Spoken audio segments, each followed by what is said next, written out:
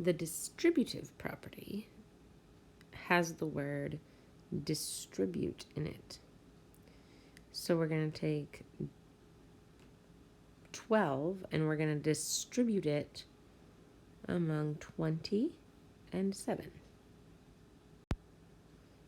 So you can see we took 27 and broke it into 20 and 7.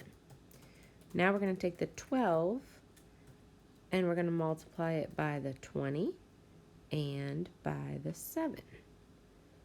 All right, so you're going to see 12 times 20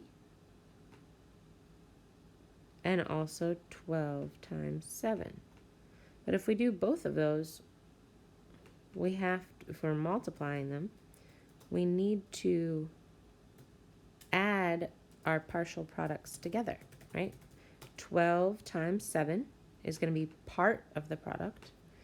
12 times 20 is going to be another part of the product, and we need to add our parts together.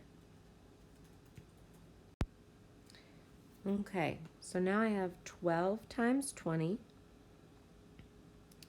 plus 12 times 7. Well, 12 times 7 is one of my facts. I can use my multiplication chart, or I could do the standard algorithm to figure out 12 times 7. But 12 times 7 is going to be 84. And then 12 times 20. In order to do 12 times 20, I can look at, well, 20 ends in 0. So I can multiply 2 times 12, which I do know. 2 times 12 is 24. And that 0 that's at the end of 20 is one place value. So I need to put that 0 at the end of my 24, or move my 24 over one place value. So that would make it 240. 240 plus 84 is going to give us a grand total of 324 when I add them together.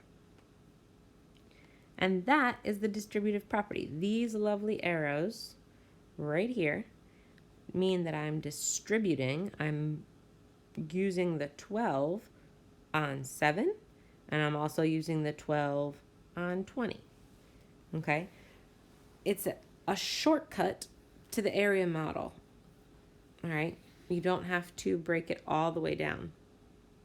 You're just breaking 27 into two parts, right? 20 and 7, and you're distributing 12 to the 7 and 12 to the 20.